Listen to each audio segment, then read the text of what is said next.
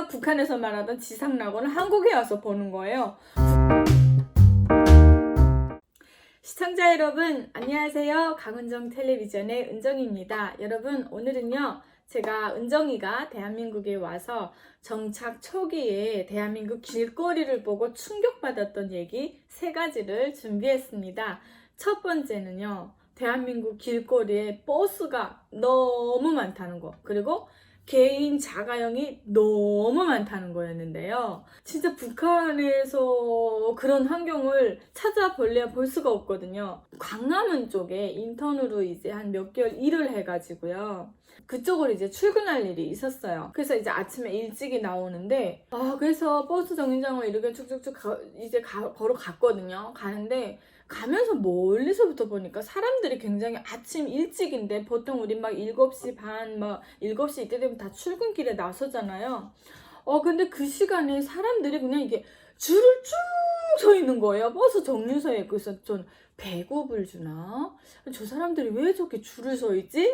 아무 생각 없이. 그래서 점점 가까이 가니까 사람들이 버스 정류장에서 자기 보고 싶은 뭐 핸드폰, 이어폰 다 끼고 정말 자유롭게 자기가 막 하고 싶은 거 하면서, 그러다 버스 오게 되면 또 타고 가고 그러더라고요. 근데 아침 출근 시간이 되니까 버스가 얼마나 진짜 많이 오고 자주 오는지요. 그러니까 사람이 다 못 타게 되면은 그냥 기다렸다가 다음 거 타고 가고 이러더라고요. 정말 저 여기에 충격받았어요. 왜냐면 북한에는요 버스가, 제가 살 때 이제 양양도 대용당군에 버스가 딱 한 대였어요. 정말 버스가 군에 딱 한 대 있어요. 근데 그 버스도 너무 고장이 자주 나가지고, 그러니까 그 마지막에는 고장이 나면 그 부속품이며 뭐 거기에 들어가는 비용 모든 거를 이 기사가 다 책임을 져야 되고, 그 돈을 기사가 다 대야 되니까 그 버스를 운전하겠다는 사람이 없더라고요.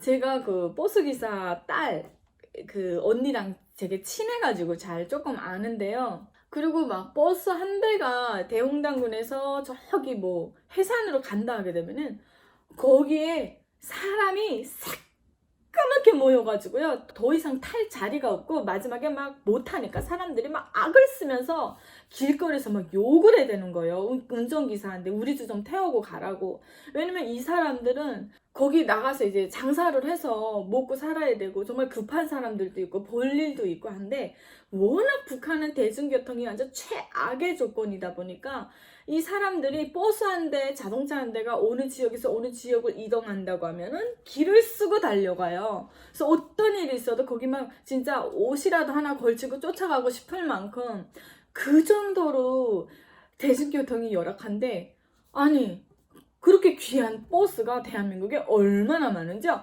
사람들이 버스가 오는데 막 하려고도 안 하고 그냥 조용히 자기 할 거 다 하고 타고 가고, 또 버스가 오면 또 타고 가고, 친세계였어요. 그리고 그 버스가 안 가는 데가 없나 봐요. 무슨 노선이 그 얼마나 따닥따닥하게 붙여놨는지 저는 지역도 모르는 데서 다들 헷갈리더라고요.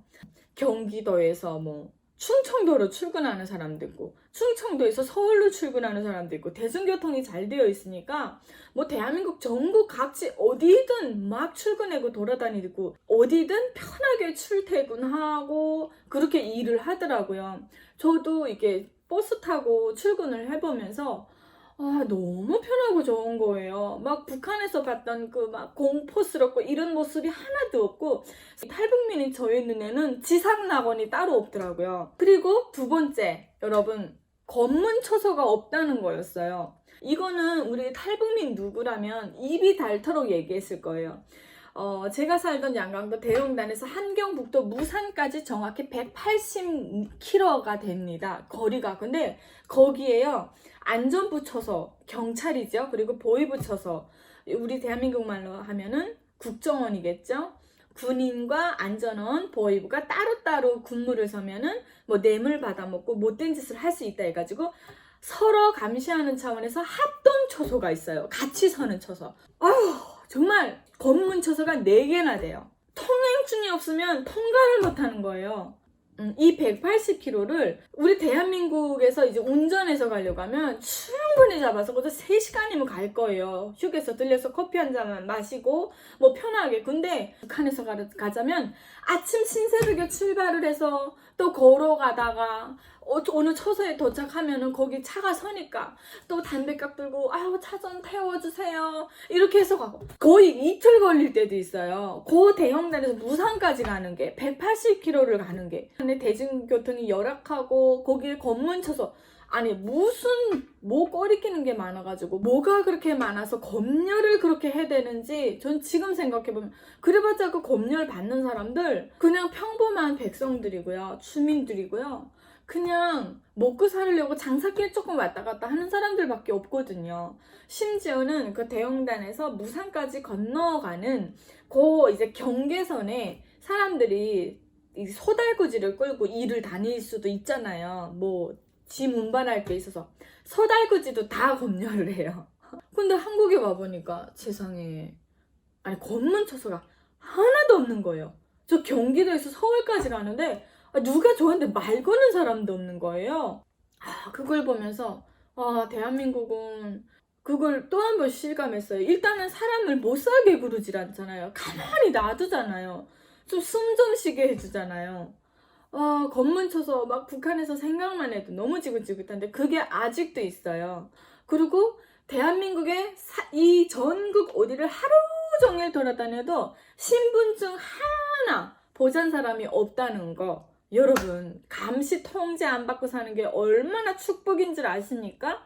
예, 마지막 3번째 뭐냐면요.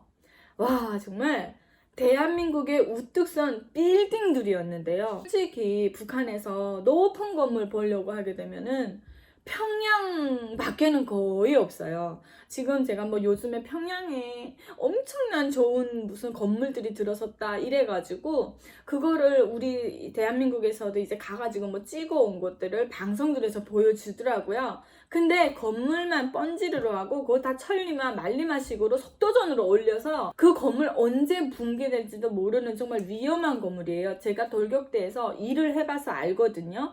얼마나 각성 없이 주인의식 없이 그 사람들은 육체가 힘들고 배가 고프고 정신적으로 쪼들리니까 그냥 뭐 하루하루 대충대충 이렇게 막 속임수식으로 일하는 게 대부분이거든요.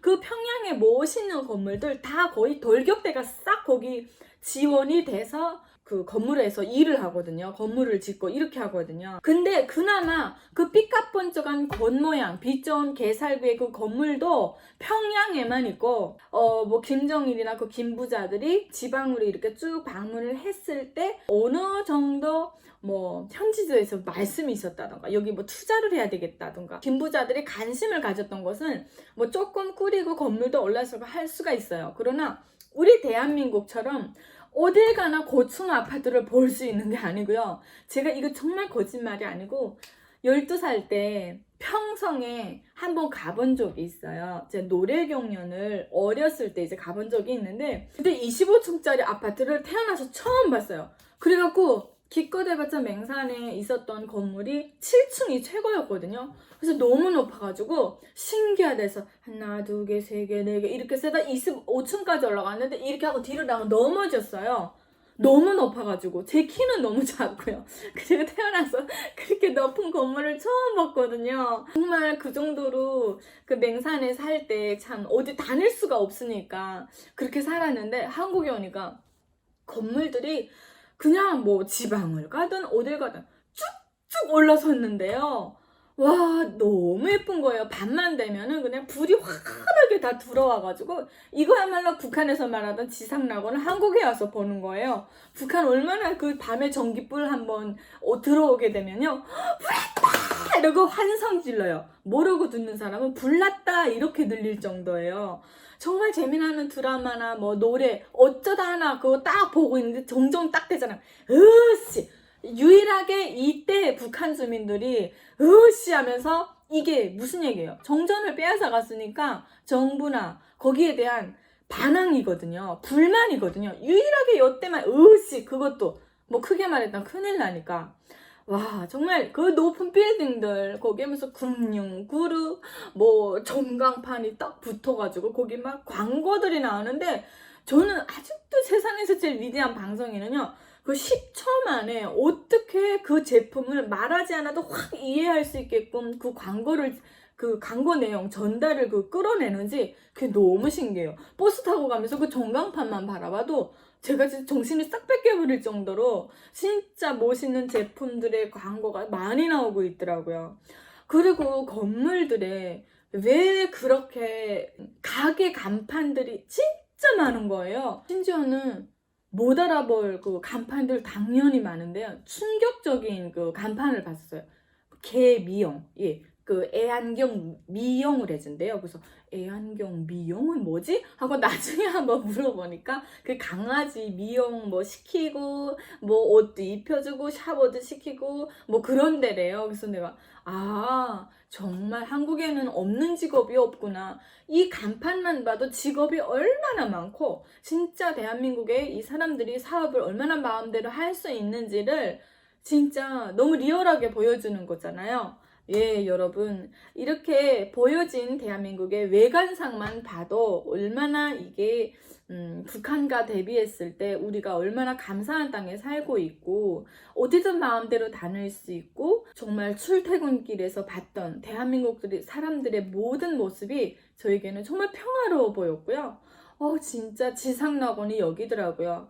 쫄쫄 굶고 맨날 동원되고 일하고 돈도 못 받으면서 거기가 지상낙원이고 뭐 지키자 싸우자 이런 것만 배웠었는데 한국에 오니까 그런 사람 한 명도 없고 정말 괴롭히는 사람도 없고 정말 좋더라고요. 예, 시청자 여러분, 오늘은요 은정이가 대한민국 길거리에서 충격받았던 3가지를 말씀드렸는데요.